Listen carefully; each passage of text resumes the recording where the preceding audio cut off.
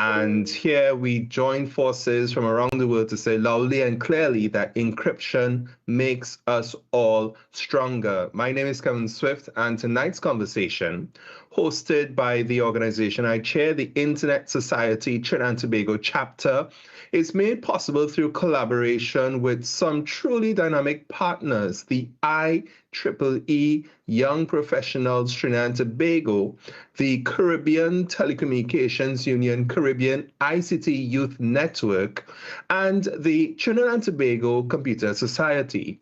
Each of these groups bring a unique perspective to the table, from technical and policy experts to the passion of young innovators who will shape the Caribbean's digital future. Together, we're proving that when communities collaborate, the conversation around technology becomes richer, more inclusive, and more impactful. Now, Global Encryption Day may sound like something for the tech savvy, but in truth, it's about all of us. Encryption is what keeps our messages private, our bank transactions secure, and our digital lives, from health records to voice notes, protected from prying eyes. In a world where nearly everything we do leaves a digital trace, encryption is less of an option and more of a civic safeguard. Around the world, governments are grappling with how to balance privacy with public safety. As we have seen globally, proposals to weaken encryption through backdoors or exceptional access tend to open much larger doors, doors that invite misuse, surveillance, and erosion of fundamental rights. To use a Caribbean analogy, when you make a hole in the fence for one goat, expect a whole herd to pass through. For Trinidad and Tobago, these are not abstract issues. We are on the cusp of deep digital transformation, from e-government services and fintech expansion to the rollout of AI initiatives. Yet, as these opportunities grow, the right to privacy and data protection must not lag behind. The recent steps towards appointing an information commissioner are encouraging, but we still have much more work to do in defining the values that will guide our digital rights in this emerging ecosystem. And what's the night about? It's about listening, it's about reflecting and shaping the Caribbean's voice in this global conversation. We have with us three excellent speakers who will unpack these issues from different vantage points. Mr. Sachin Ganpat, Secretary of the IEEE Trinidad and Tobago section and chair of the JCCS chapter, will start us off by demystifying encryption for everyone, and no PhD in computer science is required. We have Dr. Raquel Gatto, who is General Counsel at NIC.br, a longtime internet rights advocate, and she will take us around the globe to explore why Global Encryption Day matters and what lessons the Caribbean can draw from international experience, especially from Brazil. And Mr. Rishi Maharaj, the founder and managing director of Privicy Advisory Services, will bring the conversation home, examining how data privacy and encryption intersect with our local and regional realities. So whether you're just joining us as a technologist, policymaker, lawyer, student, or simply a curious digital citizen, tonight's discussion belongs to you. Let's use this opportunity to ask the hard questions, share our experiences, and together strengthen the Caribbean stance on privacy, security, and digital freedom. On behalf of ISOC-TT and collaborating partners, I thank you all for being here. And I'd like to invite to this virtual lectern. It's just a small, short ceremony, just a few words. I'd like to invite our representative from the IEEE Young Professionals TT and CTU ICT Youth Network, Mr. Tariq Mohammed, to share opening remarks. Tariq, over to you.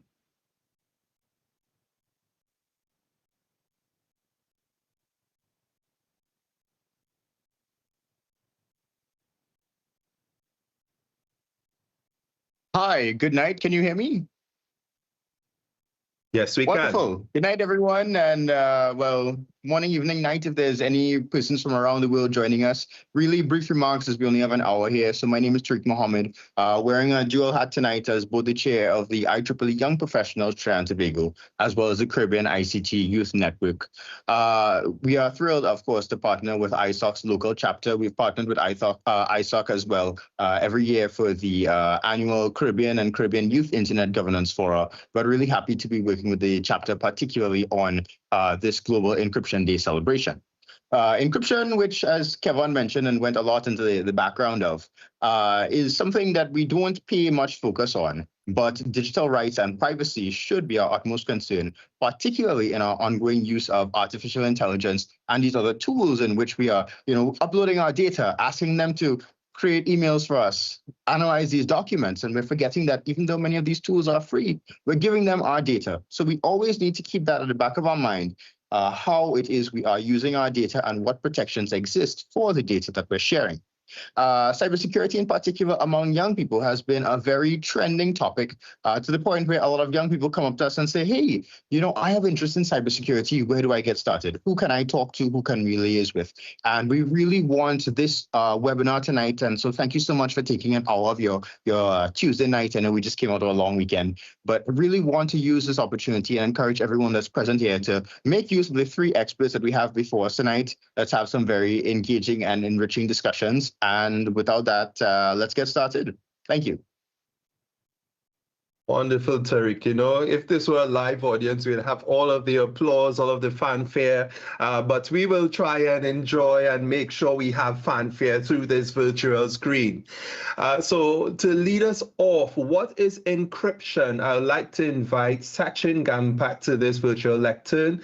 So when we talk about Sachin Gampat, we talk about the guy who's been securing Caribbean networks since dial-up.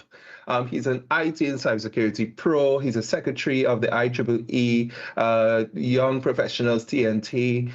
He's a chair of IEEE TNT Joint Computer and Com Society. Sachin, the floor is yours. Okay, I'm pretty sure in my bio I didn't say anything about securing since dial-up, right? But I didn't want to, that because I'm a lot older than I am. Okay, all right, so thank you. Let me just share my screen. All right, you all seeing it? Yes? Yes. Okay, great. All right, so this is a quick, non-highly technical conversation about what is encryption.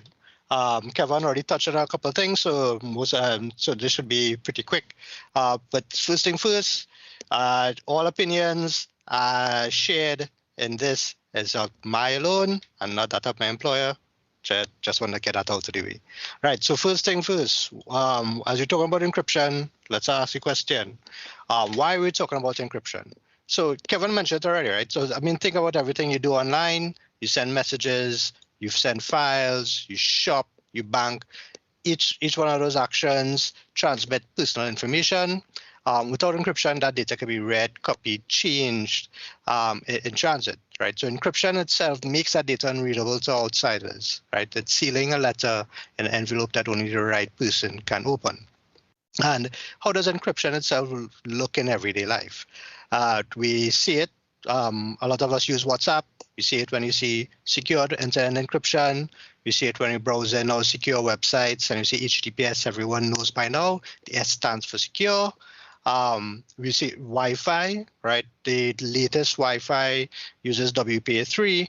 AES-256 encryption is strongest encryption that we have to secure our connections to the access point. And many laptops and systems or computers that we have right now comes with encryption by default, right? So BitLocker is enabled. It encrypts the hard drive on your system. So someone takes that hard drive out and plug it in a different system and are going to be able to read the files without the key itself. So encryption it perpetuates a lot in our life, even if it is we don't really know that we are using it. So, but what is encryption primarily, right? So encryption converts readable information into scrambled code.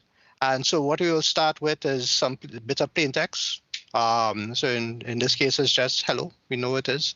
We send it through an encryption algorithm, and this encryption algorithm now converts it into what you call a ciphertext. And ciphertext is like sending a lockbox that only the receiver has a key for, right? So this encryption algorithm itself utilizes a key. This encryption algorithm here utilizes a key to encrypt the file, encrypt the data, and send it to the ciphertext. And then someone will use another key or use the same key to decrypt it. And so whether you're using the same key or another key to encrypt depends on the type of encryption. And there are two primary types of encryption: symmetric and asymmetric.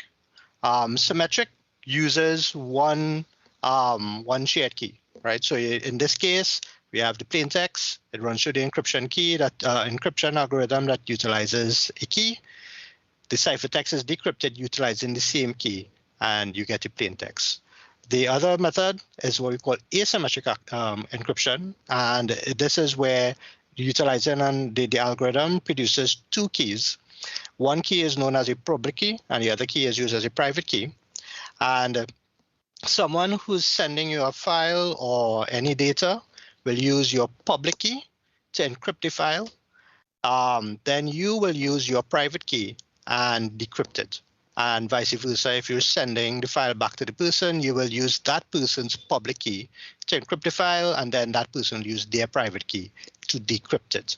All right, so this is public-private key or asymmetric algorithm that we will use, right? And these two mechanisms are used as a basis of encryption across the entire interwebs, everything. All right, so remember the concept of a lockbox, right? But the strength depends on how well that lock is built, which brings us to an important point. Not all locks are equally strong. And just as Kevin would have mentioned, right? We have, there are cases where we have governments that wants weaker encryption and everything like that. But weak encryption is like using a cheap lock on your front door, right? It might look secure, but a determined thief can easily break it. And what we'll have is that as computing power increases, older algorithm methods like short keys or outdated algorithms become vulnerable. So for instance, 56-bit keys used in the 1990s, right, when you use dial-up, for instance, cannot be cracked in minutes. And so that's why when we have modern systems, we want the modern systems to always utilize strong modern standards for encryption. Because at the end, you want to prevent attackers to be from being able to break this encryption. In fact, one of the mechanisms that attackers may use is force weaker encryption algorithms in use when like you're hitting websites, and they then utilize that weak algorithm, attack that weak algorithm to get data. So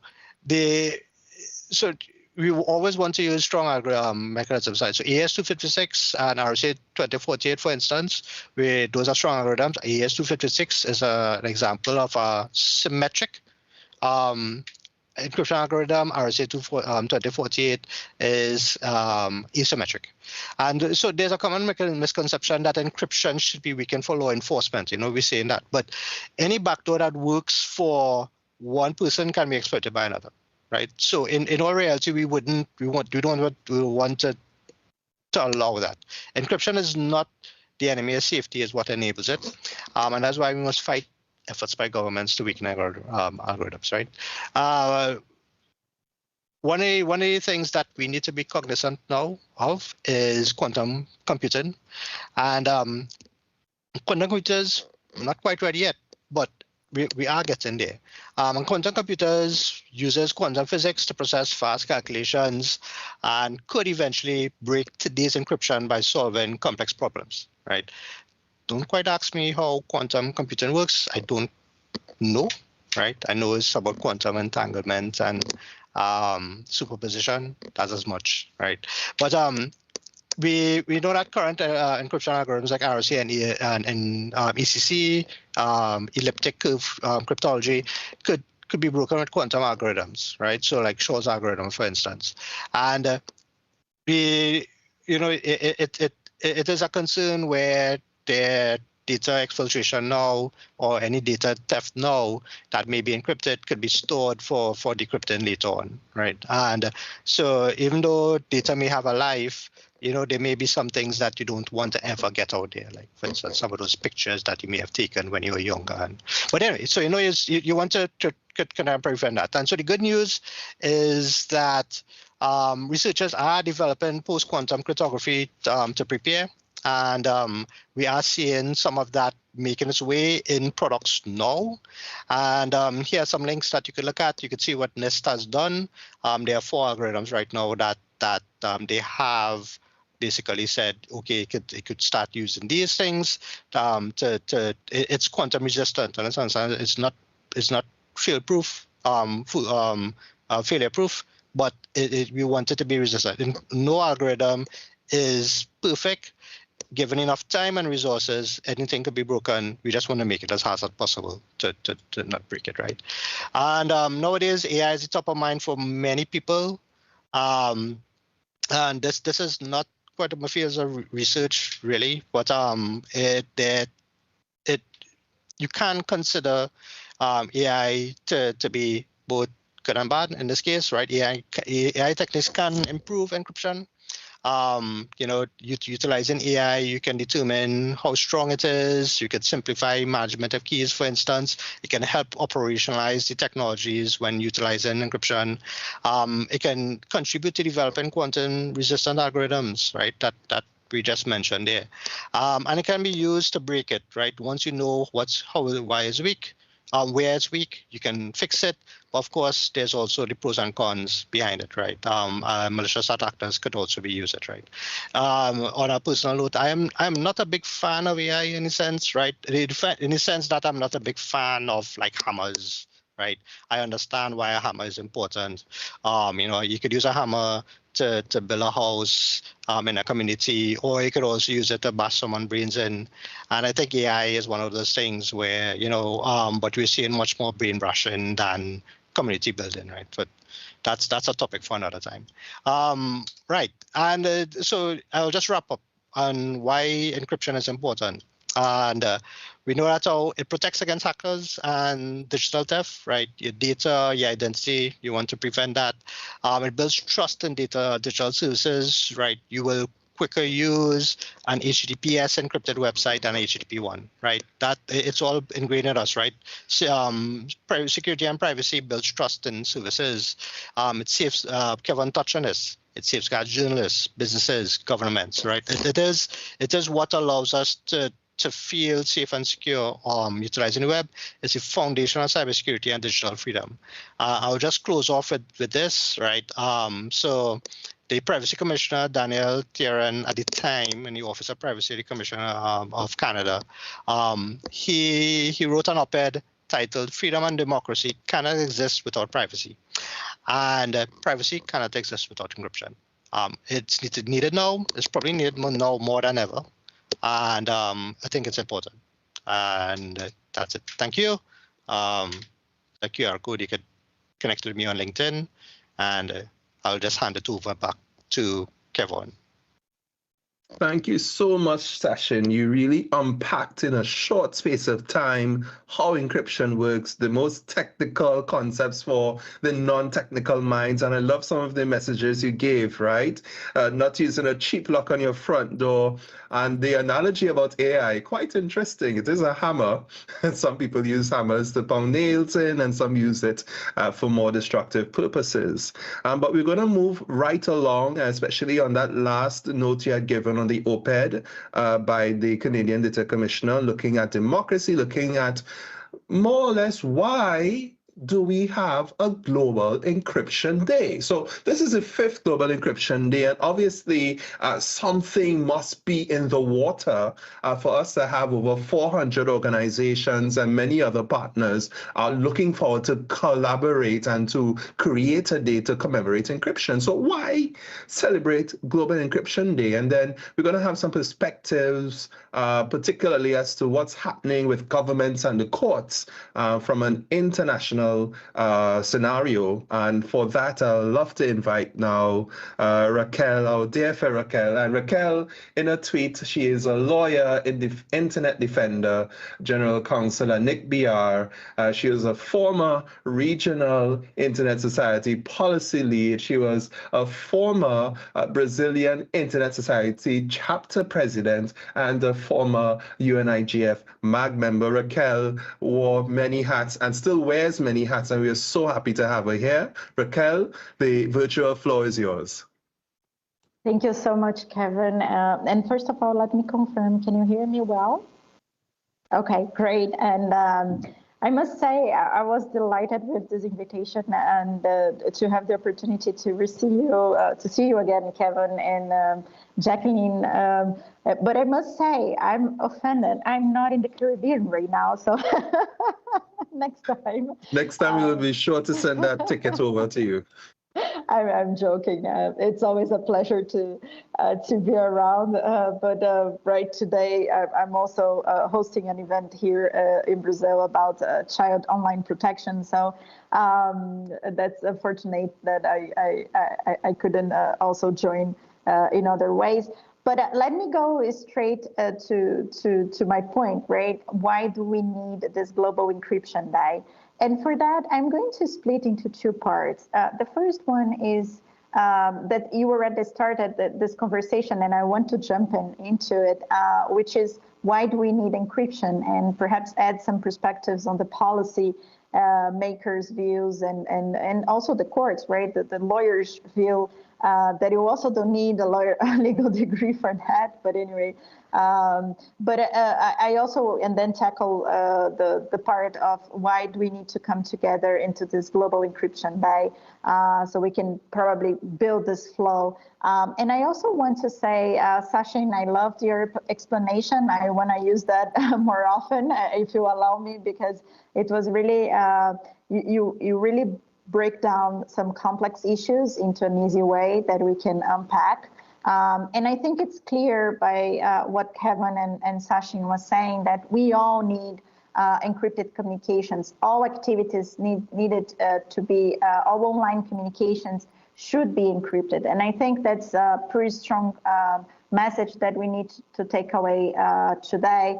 But also to understand why is that encryption is being threatened, or why there are arguments against it, or people who want to bring it down. I think Sachin already mentioned some of them are criminals, of course, that would love to have access to your data and make any other sorts of malicious activities. There are also, if I may add, some commercial interested, like some companies would be eager to exploit a little bit more on your data, on the possibilities. Imagine your online messaging. Right now, most of them are safe in terms of encrypted communications. But imagine if they, if they're, it's mandatory for them to open up and see a little bit of your message, and what they could do with this information in terms of exploiting other activities that we see now with some of the platforms, right? The applications that we have in social media. But then let's think about a third dimension, which is law enforcement. I think it has been mentioned that usually the usual requests to break encryption and create backdoors comes from law enforcement.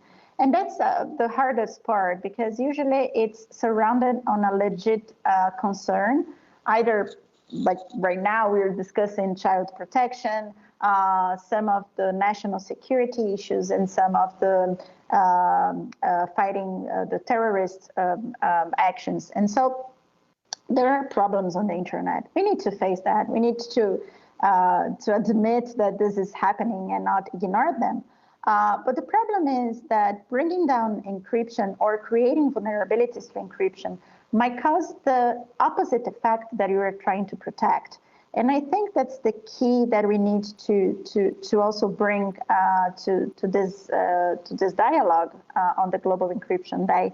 And that brings me on why this is needed and why do we need this day to celebrate encryption, I guess, at some sort, but also to create this awareness of why it's technically needed, why it's also a societal protection and a safeguard. I think Kevin used the civic safeguard. It's more of a civic safeguard.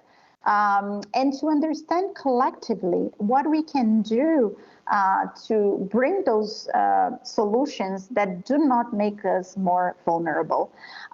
So the Global Encryption Day has been created within the Internet Society precisely when we faced a lot of those threats on the international level. So discussions around the G7, the G20, and ITU and IGF and all the international fora that you can name it, often this effort between, or this false dichotomy between privacy and security, between encryption being a way to hide things and to protect criminals instead of saying this is a protection for us all. And that's an effort that also spills into the local level, because usually those actions comes also through the demands of nation states, through the concerns that they have, the legit concerns that they have to protect the citizens. But from a completely, let's say, lack of awareness on the effects it might have. So let me use, as much as I could, one of the examples that Internet Society brought was the luggage locks. By sometimes, I don't know how often you use it. This is very common in Brazil, right? So we use these luggage locks, and then when you travel to US, you need to use one TSA approved luggage lock that has this key that only the customs can check your luggage. Do you believe only customs can have this key? I mean, this is going to be so. Even if you agree that there are concerns with law enforcement that could be, let's say, perhaps create ways that you could bring some visibility into encrypted communications. I mean, once you open this door, it's you cannot 100% guarantee there's not going to be a fail, a leak, or whatever other criminal activity that might happen. So even with the luggage lock, TSA approved, whatever, you might have your luggage violated. So this is something that we need to really bring down to those examples and to understand what is at stakes. And at stakes is our banking information. I mean, I might not have anything to hide in terms of, my life is pretty, I can talk about my life pretty openly, but then I'm not sure if I want you to see that I'm pretty bankrupt, or to reach I would be proud. But anyway, but that's the kind of, I'm trying to bring to some very life examples that we can talk about more later. And just to conclude, because I know my time is short, and I'm sorry if I'm taking a little bit more, Kevin, I just want to bring also to this view of what's happening in Brazil, right? That's also part of the Global Encryption Day, that we can share around our own experiences. So in Brazil, I'm going to bring just two of them. One is what the ISAC Brazil chapter is doing in terms of awareness, starting young. So it's kids coding, bringing them a little bit on some of the coding aspects, but also how the internet works and how encryption works. And this comes with physical gameplays and kind of a theater plot, or I don't know exactly how to say that in English, but we really bring them like tools and packages and key and locks, and we make them play together in schools usually to understand how those communications package, internet packaging communication and then encryption works with real connection, literally real physical connections. And then the second one, it's more serious. It's in my turf of lawyers things. But there is a case beyond the Supreme Court in Brazil that has started to be judged, and now it's on hold, which is precisely about the WhatsApp messaging responsibility to access to encrypted data. And that's pretty interesting. Out of 11 Supreme Court judges, 2 have already voted. They are protecting encryption. So that's a good start, but then it was put on hold because probably the majority is against it. And now they are trying to find a common thesis. And the problem is often those debates are not only about the technical issues, but they go also with the geopolitical tensions and the shift that goes on fighting back big techs. And with that, it goes with the techlash. It also goes some of the positive things that we have in our technical functionalities like encryption. So let me conclude with this message. Encryption is not magic. It's not mandatory. It's true. It's not mandatory, but it's needed for us to be safe. So I want encryption not to hide something, but to be free. And I hope with that we have more of the conversation. Thank you, Kevin. Thank you so much, Raquel. And actually, I am not too concerned about the time because you're giving us food for thought. Both you and Sachin, we gave us wonderful introduction to what encryption is. I love the Brazilian experience of having the kids play, role play, encryption, role play, packets being transferred. And it is very interesting to note that the Brazilian Supreme Court is taking this stance. We see that this conversation isn't just about the intersection of technology and policy, but also politics, which puts an entirely different spin on something that should be a civic safeguard and a right to all of us. So to bring it home and for us to understand this Caribbean, this Trinbagonian environment, we want to talk about data privacy rights in the digital era. Things are happening here and afar. When I say afar, I think naturally about the Caribbean as my what should I call it? What you call it? Your stomping ground. So a man of the Caribbean who knows very well what's happening in jurisdictions from Jamaica to Barbados and others, and he is our very own Trinbagonian compatriot. I'd like to invite Rishi to take on this last part of the presentations. Folks, if you have your questions, keep them there, keep them loaded, because after Rishi is done, we're going to open up the floor and have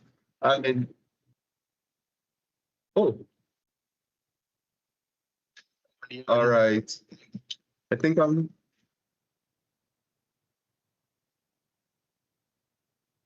good.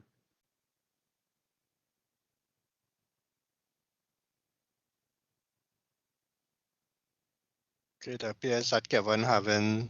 Right. No, I think there was technology at its best. Yeah. Okay. So Rishi probably knows where your data lives and how to keep it out of trouble. Rishi is Caribbean privacy and AI governance expert, the founder of Privacy Advisory Services. Right. Rishi, the floor is yours. All right, thanks a lot, Kevin. Can you just please confirm you can see my screen? Yes? Okay, thanks very much, guys, for the invitation. Today, I will be brief because I don't believe in rehashing what has already been said. but I'm looking at this from a data privacy perspective, because I think it is fair to say right now we are all digital citizens of the world, and everything that we do, everything that identifies us as individual now comes down to data. And I think we've seen that in the Caribbean in particular, exponentially, there has been, are you hearing an echo, or can I go ahead? No, you're sounding fine. Fine, okay, perfect. Yeah, I think in the Caribbean, we can see exponentially since, I guess, post-COVID, there has been a great eagerness by government to really amplify digital and implement digital solutions within the Caribbean as a whole. And with that, we've started to see very slowly also different jurisdictions begin to implement different types of laws from a data protection point of view to regulate the digital rights of individuals. Because there's one thing I want to bring out, is this whole definition of what we mean by personal data. Most people, when they think of personal data, they think of things that could directly identify you: your name, your address, your bank account number, your email address, telephone number, those things that could directly be linked to you. But interestingly enough, data protection laws in the region, which are beginning to take the definition that comes out of the EU and the GDPR, is that personal data means any information that could either directly identify you or indirectly, when combined with other pieces of information, give an idea as to who you are as a person, both individually, psychologically, economically, everything about you as what makes you who you are. So when you think of personal data as that wider definition, any piece of data or information that anybody can get their hands on that could give an idea as to who you are, what you like to do, where you like to go, where you like to shop, who do you follow online, what are your political views, what are your religious views. That's what we mean by personal data. And data protection laws are really an instrument, for me, they're instruments of control. And what do I mean by control? Most people, when they hear data protection acts, they think cybersecurity. It's about protecting, confidentiality, integrity, and availability of data. But data protection laws are really about control. They're about giving back individuals control over how their data is collected, how their data is used, how their data is shared, either within the private sector or within the public sector. So it's about giving people rights as to have more control over their data. The one criticism of data protection laws is that it places a lot of obligations on citizens, and that obligation is a little bit weak because the types of infrastructure that we deal with now, it's difficult for people to be able to enforce their laws and their rights. And what we probably really need is a tripartite approach to data protection, where you have the state, you have citizens, and you have organizations playing a combined role in protecting people's personal data. Because data is needed for a purpose. It's needed to provide services to people, but that data can also be abused. And within the region, we've started to see an influx of data protection laws taking place. Here in Trinidad and Tobago, as you know, I use the term in quotation marks, we have a Data Protection Act. Our Data Protection Act was passed way back in 2011, but the incubus of that law started way back in 2007, 8, and 9, as Kevin would know, back in the old days. And that law, although passed in 2011, was never fully implemented. Now we're slowly seeing the government taking steps to implement that, but it still has some ways to go. Other countries in the region has, however, taken a more proactive approach and began to implement more, proactive laws that are aligned with other laws and other standards in the world. So we have Jamaica that has an active data protection law and has appointed an information commissioner.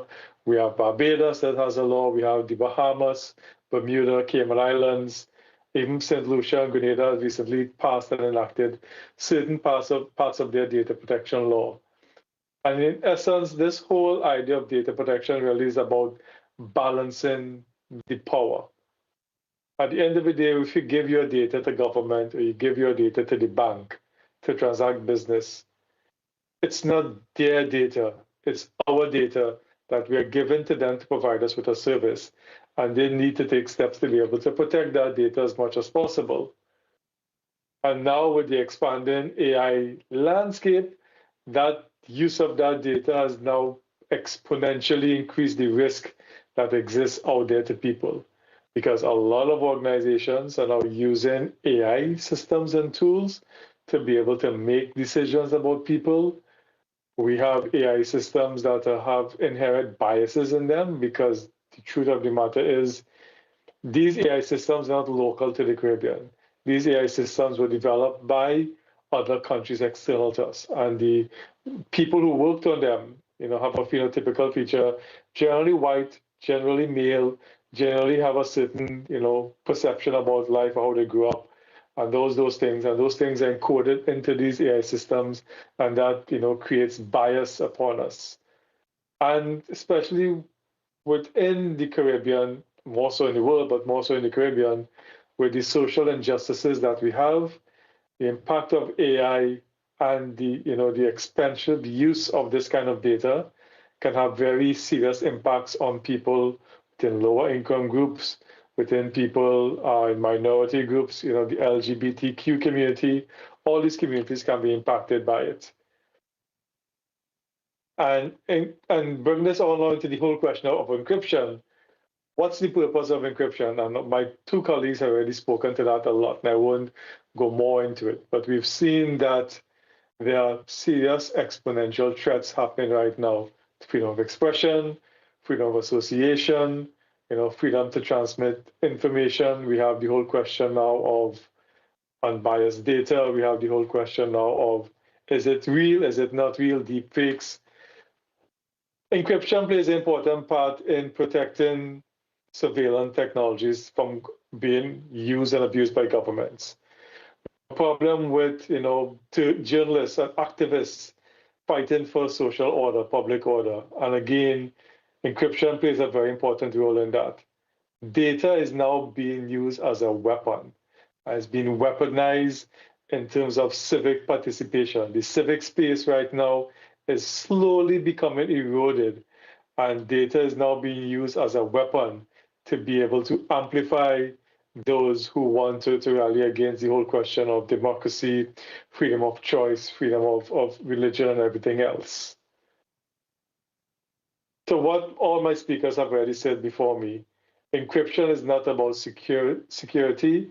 It's protecting security, not secrecy. A good person who I've followed all my life when I started my journey on data protection is the former Information Commissioner of Ontario, Anne Kevorkian. And she spoke about the whole fact of it's not a zero-sum game.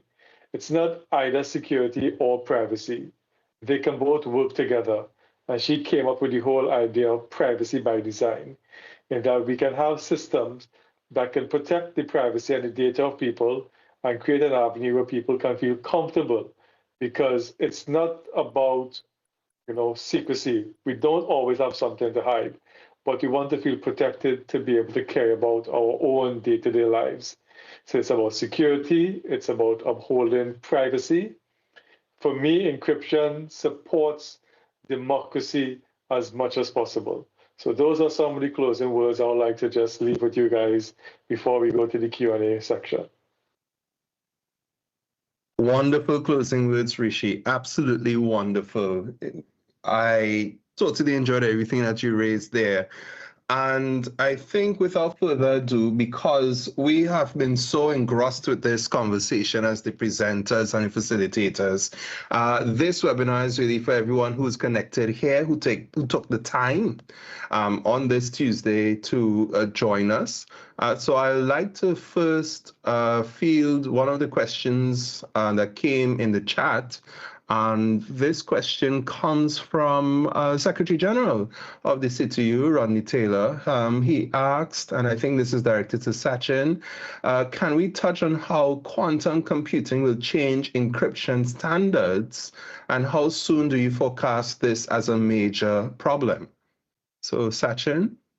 And in the meantime, Sachin, while you're thinking about that question, I'd like everyone to consider creating their questions, either dropping them in the comments, dropping them in the Q&A section of Teams, or raising your hand, and we will enable you to actually speak and take the floor. So Sachin, this one is for you about quantum computing, if it will change encryption standards. Yeah, right. So I would have mentioned it, and Rodney did note it, that how it was mentioned. So as I indicated, so quantum computing not quite there yet in terms of reaching a stage where you can start decrypting data, but we are aware of it, which is quite very good, right? The foreshadowing and at least the foresight to look at it from that standpoint and start putting together the mechanisms to try to protect that data is very good, right? So so NIST had already put out the request for comments and standards and those things. And again, we're down to, so they have selected 4, and we are seeing it in technologies now, right? So you would see a lot of products out there that says, post-quantum protection and algorithms implemented and all those types of things. So we are seeing a lot of those technologies now and a lot of the enterprise services. We are seeing it in some home services as well, some software and everything. And I expect to see a lot more of that soon, especially as more and more, especially given that at least 4 standards out there, or 4 mechanisms out there, you would see a lot of it showing up in there. So it's already being deployed, but of course we don't quite know how, when quantum computing becomes really commercially viable, how it will affect things. But at least we are aware now of some of those types of things, right? Unlike AI, for a thing where AI just seemed to just pop up as much as we know, and now we're starting to consider, hey, maybe we should start putting some regulations or protections around this thing, right? So again, not a fan of AI, but I'll leave those comments. Thank you very much, Sachin. I mean, indeed, while talking about encryption and protecting security and not secrecy, AI has been a recurrent theme with all of our speakers tonight. And the whole concept of foreign AI, the trends we are seeing happening, how we have just suddenly used that as our default position for many activities without understanding. And as Rishi had put it, our data is being weaponized. So she has another question, but before I address it, I wanted to jump to a third question that's here from Gabrielle Johnson, who represents the CTU's ICT Youth Network. And she asked, and I'm throwing this out to all of our speakers, probably Raquel, you could start us off, and Rishi, you could complement this. In a region where digital literacy gaps still exist, how can we empower young people to meaningfully advocate for encryption as a human right rather than a purely technical issue? And why I chose you, Raquel, because I love the idea of the kids playing with encryption without understanding, well, that's a bigger goal in mind. But how can we have young people, how can we empower young people to meaningfully advocate for encryption as a human right rather than a purely technical issue? So first you, and then probably Rishi, you can share some thoughts on that. Thank you so much, Kevin. And if you want, you can also then tackle, I think Rodney had a second question on the perspective for policymakers. And I found that question to be the juicy one, so I was hoping to see okay. No, that's okay. I didn't forget it at all. Good. No, I was just mentioning in case it was lost in the chat. But yes, so Gabriel, thank you so much for the question. And the truth is that this is like I say, a 1 billion question, right? So there is no red solution, but there are efforts that I can share with you. One is what we are doing here in Brazil, so bringing this to a language and to a way that kids and teenagers and youth in general could appropriate themselves and share further.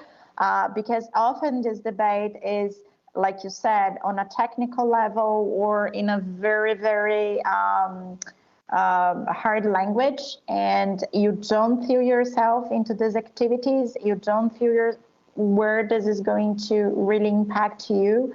And I think the way, I'm not from the communications environment, but I know that this is one of the important efforts that needs to be made, which is to simplify this language and how you bring this to the target group or the target audience, and they becomes the multipliers, right? So that's also something that we see.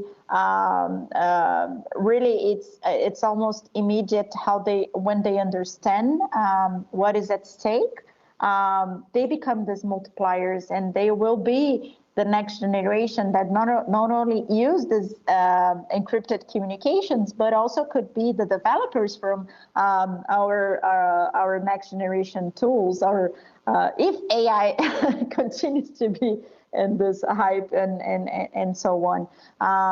And I think also the other part of your question that I want to tackle is the importance of the human right aspect to it, right? So we do have a lot of fora that discusses even with the internet governance.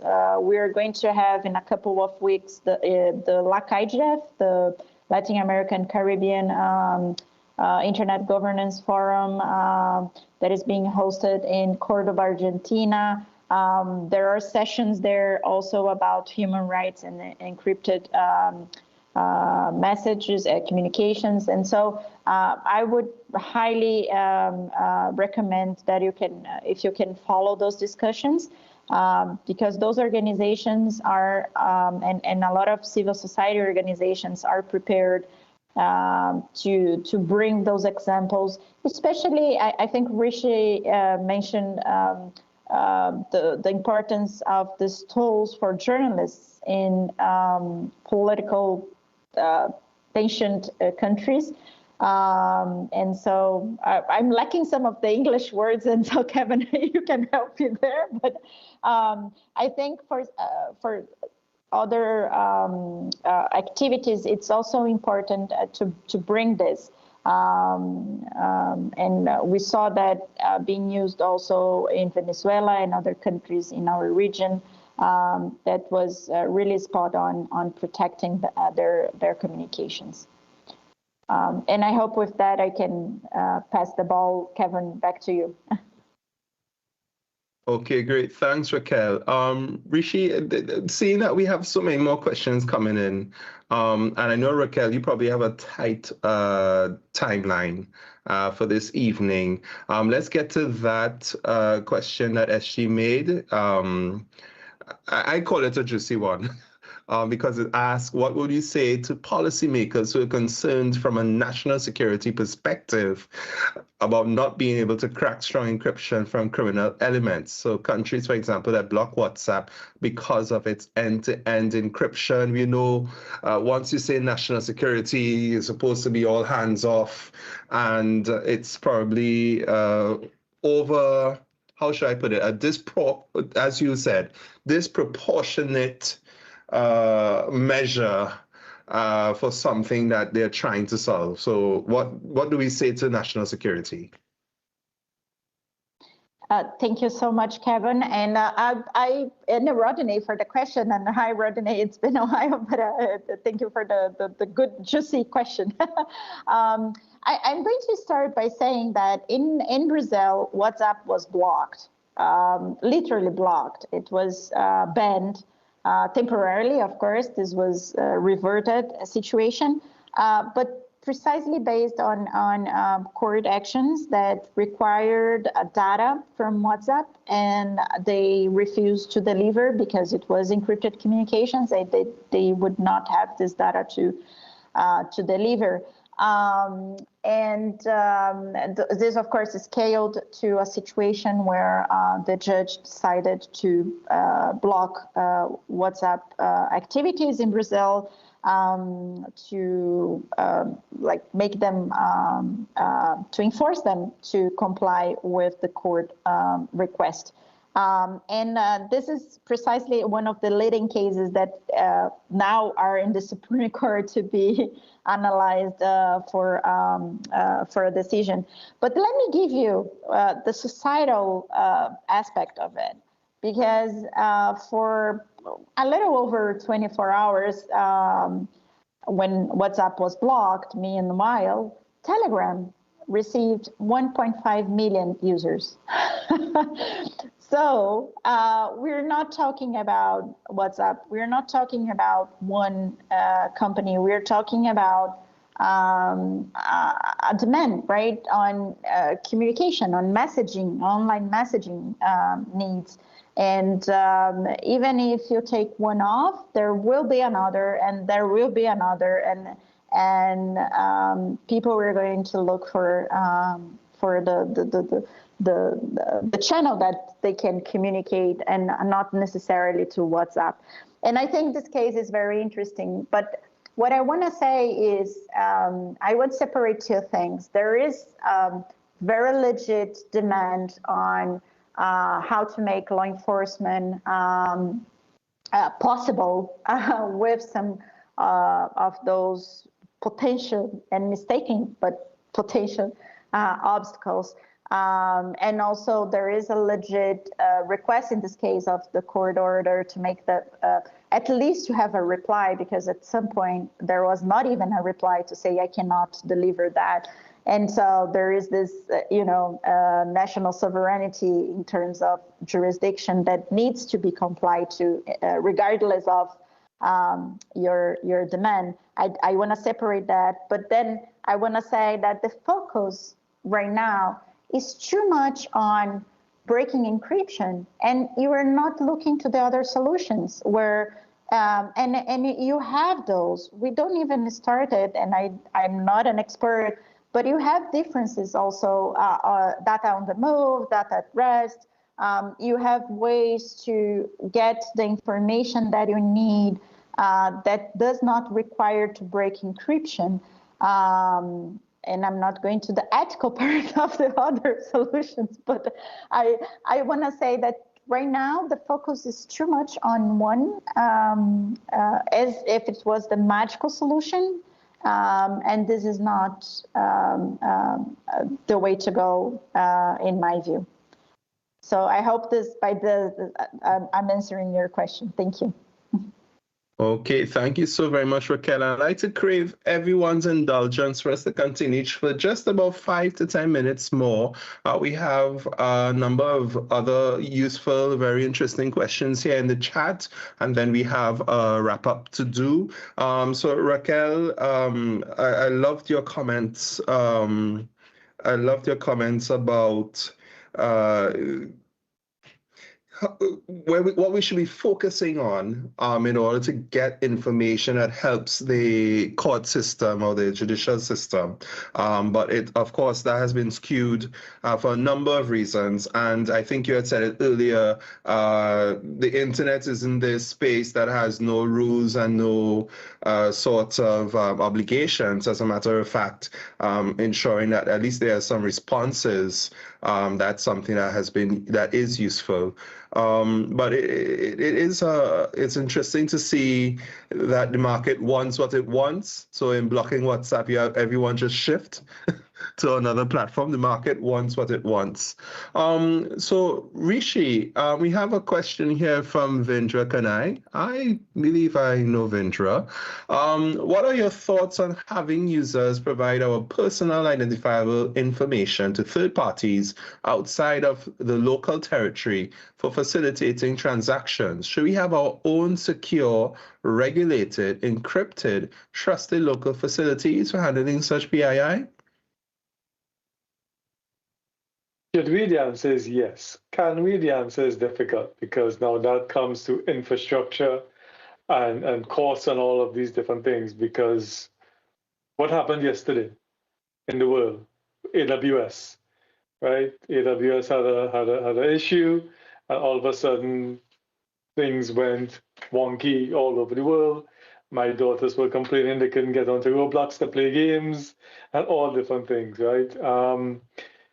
Yes, it would be very nice if we could have local infrastructure in place to be able to transact data, but it's difficult to achieve because you're coming from the fact of having infrastructure in place. Yes, I know Trinidad and Tobago, we are having data centers built, and the government was looking, I think, initially to expand to some other tier 2 data centers. Primarily, I think, from a government perspective, but most private sector organizations are either on AWS or Microsoft Azure. So having the infrastructure in place is difficult because data centers aren't cheap to build. Data centers need energy. You need a guaranteed energy source. You need money to build them. So it takes a lot to be able to do that. So I think one way that data protection laws try to mitigate against that is that it actually places obligations on companies, on organizations to do what we call due diligence, in terms of if you're going to be using external parties to process your data, you need to look at the vendor and assess their qualifications. Do they have proper security measures in place? Are they ISO certified? Do they have things in place for data breaches? What obligations do they have to you from a contractual positions? So data protection law tries to meet this in the middle by saying, one, you shouldn't transfer data to jurisdictions that don't have comparable laws. And we saw what happened a couple of years back with the US and the EU, and the Schrems 2 decision that kind of created all kind of ramifications. So yes, it's easy to say, but it's difficult to put in place. And I would just say that if you're going to be transacting business online, and I'm sure Sachi would agree with me on this, you use proper people or sites that you can trust. And don't just go on any willy-nilly sites or anything like that, because it can cause compromises to your information. Thank you so much, Rishi. So I know you were there, and it was starting to go into questions of hybrid cloud, all of these other complications that cloud computing affords us in terms of its ease, but the fact that our private sector doesn't necessarily have that as a resort. We are still seeing, as you're saying, that government data center being built, supposedly a tier 4 data center, and who knows, but I think you guided us rightly to the point that it's about due diligence, it's about safeguards, it's about the enforcement of these safeguards. It's a little more complicated. It's going to be a little more complicated than just a lot of those types of things, right? Because even if the infrastructure and all that, it comes down to market forces, and that has been the biggest thing that has blocked us, right? But this has been something that people have been thinking about for a while, and I think this is one of the use cases for the whole concept of the blockchain itself and being able to utilize similar type technologies. I do think, when blockchain had first started, I was very much in love with the idea. Of course, it has been basically usurped by different entities, but the idea that utilizing an open, decentralized type infrastructure to be able to protect the data. So this is not a new idea, right? So Cory Doctorow He had written a bunch of different things around it. I'm actually reading another book as well, which is Ministry of the Future. It talks about the idea of using like a blockchain technology, and using your data is yours. You're able to monetize the data in a way. So if companies want to use it, you can decide whether or not you want to give the company to utilize it. And or if it is you want to allow someone to access the data, you can allow them to do it, right? But the data at all time becomes yours. And that, yes, it's a far ahead thinking, but I think that's how something like that can work, especially given the amount of computing that we have in our hands, right? You know, this here is a lot more computing that they would have had just 20 years ago. And I think that we have a lot of this computing now. We don't need centralized systems to be able to do it, right? We can achieve some of these things decentrally, right? If we decide to go against capitalist forces or stuff like that, right? Let me not go there, but you understand? I do think that some of that can happen if it is that we do a lot more open type thinking around it, you know? All right. Thank you very much, Sachin. So I just want us to note, and I want you guys to keep me honest, because we have one more question in the queue. We have a comment, and then we had Gabrielle who wanted to take the floor. I'm going with a question in the queue, and this comes from Ismail Hussein from the CIYN. How do we find the right balance between private entities who leverage various encryption methods, being able to share data with governments and national security institutions? Where do we draw the line? So I just ask folks if your intervention could be under a minute. I'd probably direct this to Rishi, Raquel, Sanchez, and feel free to address any one of you about that, drawing the line between the private entities leveraging encryption methods and being able to share data with governments and national security institutions. I think it's just about refocusing some of the previous comments we had, but feel free to take that. So I'll start off with, what data protection law says, that you shouldn't share data unless you have a valid reason to be able to share the data.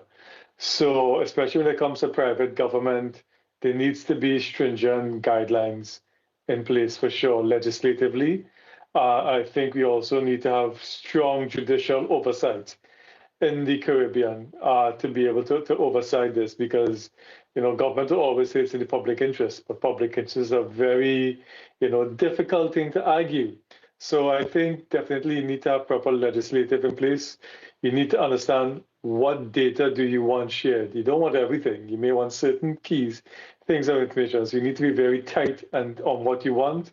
Legislative oversight for sure, judicial oversight is really important to be able to guard and protect public interests, and public expectations is really important also.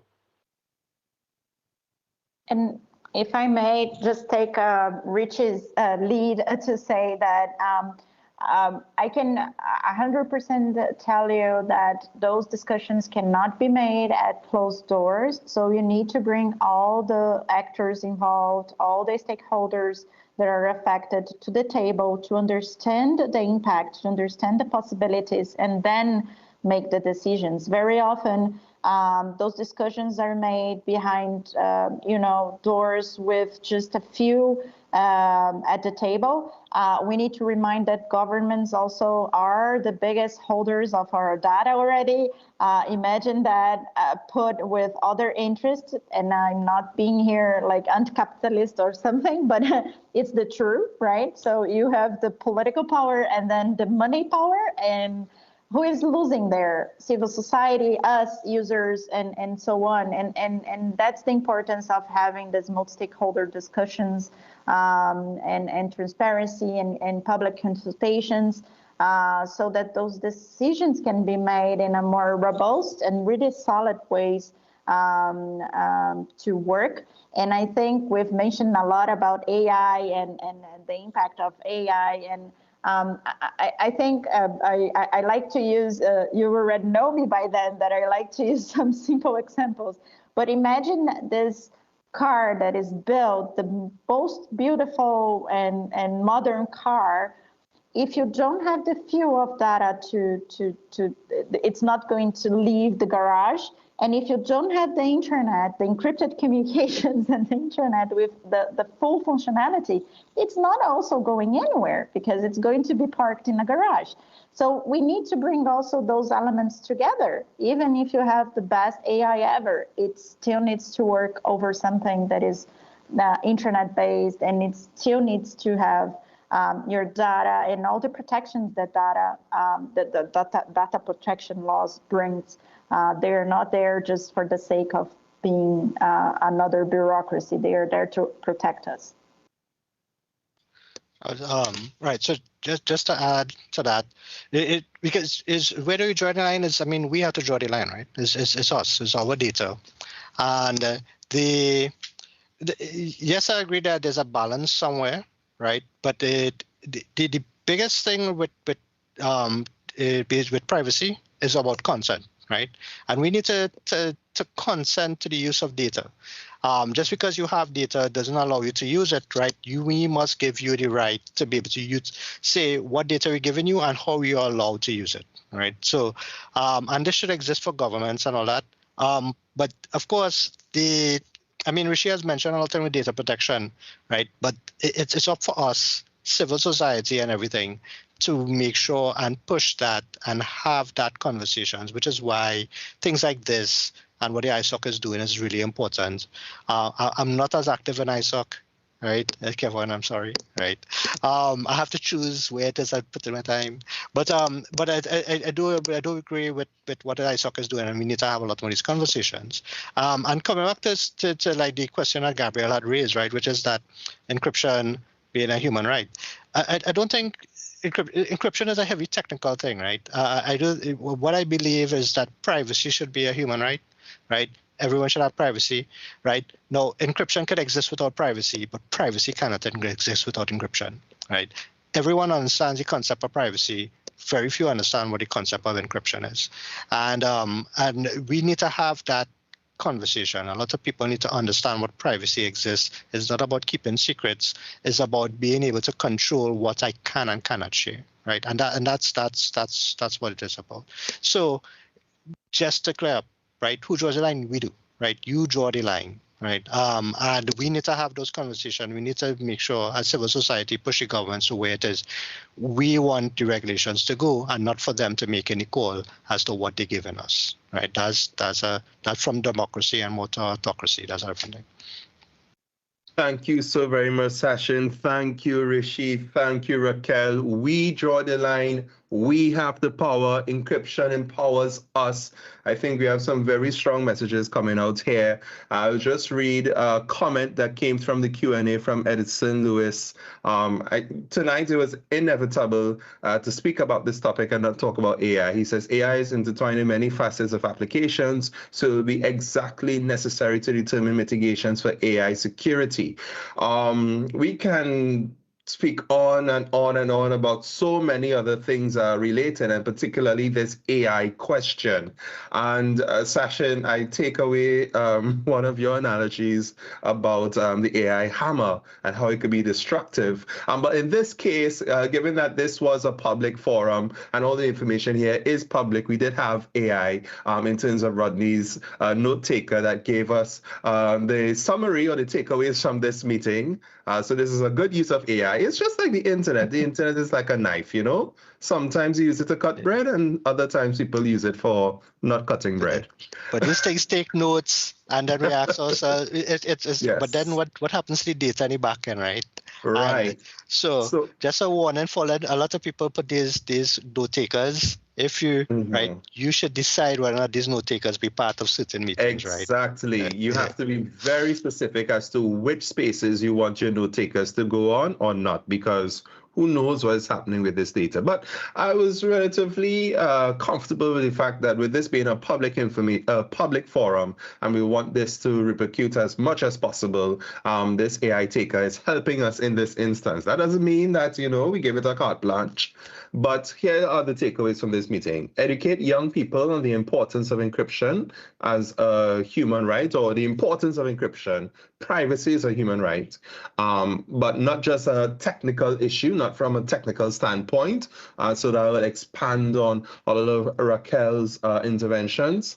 Simplify the language and approach to making encryption more accessible and understandable for the general public.